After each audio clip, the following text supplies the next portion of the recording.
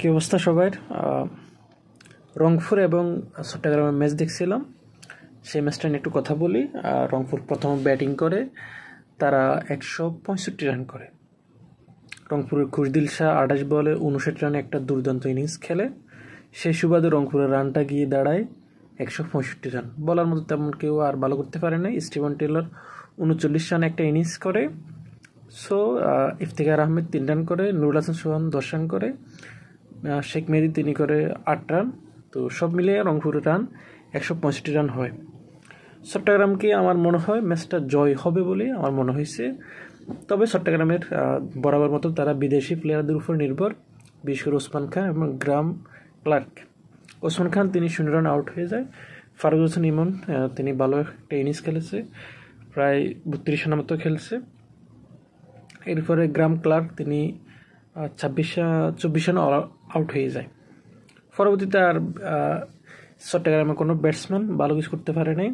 শামীম হোসেন পাটোয়ারি 39 রানে একটা ইনিংস খেলে 32 বল থেকে, তারও কিছু করার ছিল না।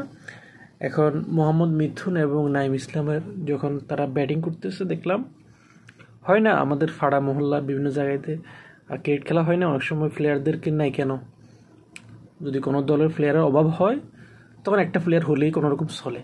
তো মোহাম্মদ নাইম এবং মিথুনের ব্যাটিংটা দেখে আমার কাছে তাই মনে হয়েছে যে কোনো রকম মানে দলের প্লেয়ারের অভাব, প্লেয়ার নেই, সেজন্য আমি এই প্লেয়ারকে খেলে দিচ্ছি।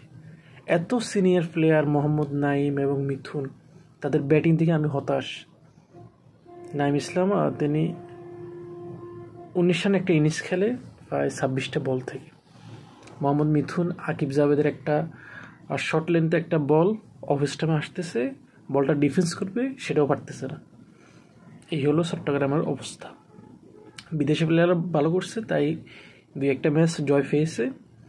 দেখা যাক তারা কতটুকু যেতে পারে। পয়েন্ট টেবিলে এখনও নাম্বার 2 অবস্থান করছে চিটাগাং কিংস। রংপুর 8-8, মানে কোয়ালিফাই নিশ্চিত হয়ে গেছে। আর কত জয় তোমাদের লাগবে? রংপুরের বোলিং লাইন আপ দুর্দান্ত। তারা যদি কোনো একটা দলকে 150 দেয়, সেই রান ডিফেন্ড করে রংপুর জয় পাবে বলে আমার বিশ্বাস। ওদের বোলিং লাইন আপ দুর্দান্ত। কী বলবেন, আপনি কাকে খেলবেন? শেখ মেহেদী দুর্দান্ত বল করে, আকিব জাভেদ সেও দুর্দান্ত বল করে। আজকে দেখলাম রাকিবুল হাসান একটা ছেলে খেলেছে, তারও দুর্দান্ত বোলিং। আপনি কাকে খেলবেন? মোহাম্মদ সাইফুদ্দিন রয়েছে, খুশদিল শাহ, ইফতিখার, মানে তারা দুজনেই 7 জন প্লেয়ারের খেলা খেলে, বোলিংও করে ব্যাটিংও করে দুর্দান্ত। সো আপনি কাকে ডিফেন্স করবেন? রংপুর 8-8 জয়, কোয়ালিফাই নিশ্চিত হয়ে গেছে। সো যদি রংপুরের বিদেশি প্লেয়ার ইফতিখার, খুশদিল শাহ, আকিব জাভেদ যদি তারা শেষ পর্যন্ত খেলতে পারে, তাহলে আমার কেন জানি মনে হয় রংপুর বিপিএল চ্যাম্পিয়ন হয়ে যাবে, খুবই মনে হইতেছে। সো অভিনন্দন রংপুর রাইডার্স, 8-8 ম্যাচ জয় পেয়েছে ইতিমধ্যে।